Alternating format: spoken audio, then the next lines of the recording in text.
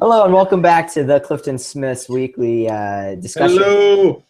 Yes, I'm here with Dano from Sweden, all the way. Hello, people. Hello. Yes, we just had daylight savings, so I got a little sun. Actually, that's a light, but just came back from Cambodia and Vietnam. So I was out traveling, seeing the world, and for me, that's the best way of experiencing and learning about the world. You know, I'm here at Columbia Business School studying the world, but sometimes you got to see it. What are you studying, Clifton? What are you making a life well lived about in Columbia Business School?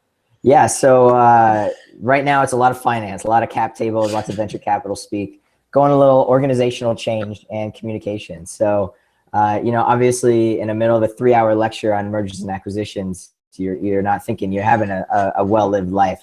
But, Okay, but you're a student and lots of things to learn, lots of stuff to take in. So yeah, you gotta take in your vegetables with your sweets as well from time to time. exactly. And one of the perks of traveling is that it took about 23 hours to get there. So I had a lot of time to sort of decompress and think and catch up on movies.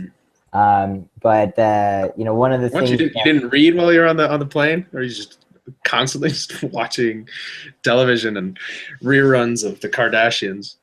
Did they have the uh, Kardashians on? What did you fly? no Kardashians, Cathay Pacific, which is great. But caught up more on movies. I did bring three books on the trip, but happened to open them once. It was more. It was a good time to reflect and sort of turn the brain off from constantly consuming new knowledge. Um, as sometimes you need that break. But when you're out exploring, sort of your senses, your primary senses are on overdrive, and Yeah, so it's that good. It's good. It's good to take breaks. it It's good. is. It's good to kind of let yourself digest and kind of settle a little bit. But yeah, speaking of which, what are we talking about today? Like, what's our focus conversation topic with all Yeah, this traveling? I wanted to talk about a life well lived, and what exactly is it to you, Dano, that is a well lived life? For me, it's about studying about mergers and acquisitions, going out and traveling, and sort of applying it all together in sort of a venture capital entrepreneurship framework. But obviously, that's a very business oriented mindset. So I was curious, you over in Sweden, what you got on what's a life well lived? Yeah. Well, I think that there's a lot of pieces that are very important, but I think one of the most important things to having a life well lived is getting that moment or just these small moments of presence when you're able to connect with someone and recognize, okay, there is another human being that I can connect with and actually have this sort of understanding of mutuality between us. That, okay, I'm a human being. A lot of times I feel alone. A lot of times I feel afraid, but then if I have a connection with another human being, whether it's through conversation or by learning or telling a story, sharing a laugh, I think a lot of people probably would also agree that it's nice to Yeah, that's actually a fun part connect. about. It's a fun part about airplanes is you sit next to someone who could be from halfway across the world, and that actually Yep. happened to me on a 1 hour trip. I met a professor from Norway who has a house in Portugal, but decided to go visit Cambodia, and it was really interesting to get into her mindset. Yeah. And you can't really understand someone's mind, but you can see their actions and how that reflects what's going on in their mind. And so hearing her speak about her travels and her views on the world is really, really an interesting part, kind of like a sub context of traveling that's there. So, one thing that she reminded me of is the fact that a long life is relative, right? It's all about living. And when you made that decision to sort of stop living life to the Exactly. fullest, that in its own way is kind of acceptance of Was death. it was it Abraham Lincoln that said it's not the number of years in your life or something like it's the days in your life or the life in your days. Yeah, it's not the number of days in your life, but the number of life in your days. Something like that. Abraham Yeah, of Lincoln. course. Obviously, I was brilliant there. quote. Look it up. Find. Yeah. He had the stuttering too, so perfect. Okay, come on. Okay, age of Google. Look it up.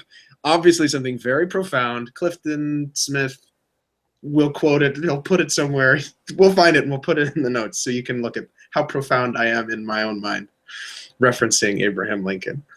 Oh, that's awesome. That's awesome. But Well, sharing a laugh, very important. I also think that a life well lived has a lot to do with keeping a sense of curiosity, because being able to learn and try things out and having an open mind and being willing to explore and find out and take a leap without knowing what's going to happen, but being open to learning from that process. Very important. I think it's a big thing that I've learned.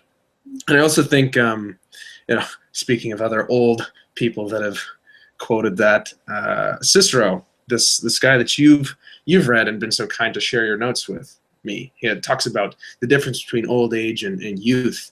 You were kind of alluding to earlier, right? I mean, it's not about how young or creative you are, or how old or decrepit you are. You can be any age in your own body and in your own mind. What is the paraphrase thing? I don't want to mess up two it'll be in the quotes in a notes. row. If I shared it with you, it'll be in the notes. I share with everyone what I share with you. But one thing from Cicero that's a pretty good quotable is the fact that old age doesn't creep up. It's always there, just like youth. So don't be surprised when it comes. So between now and death, old age will have to be there. So the question is, how do you approach that, and how do you harness the power of that?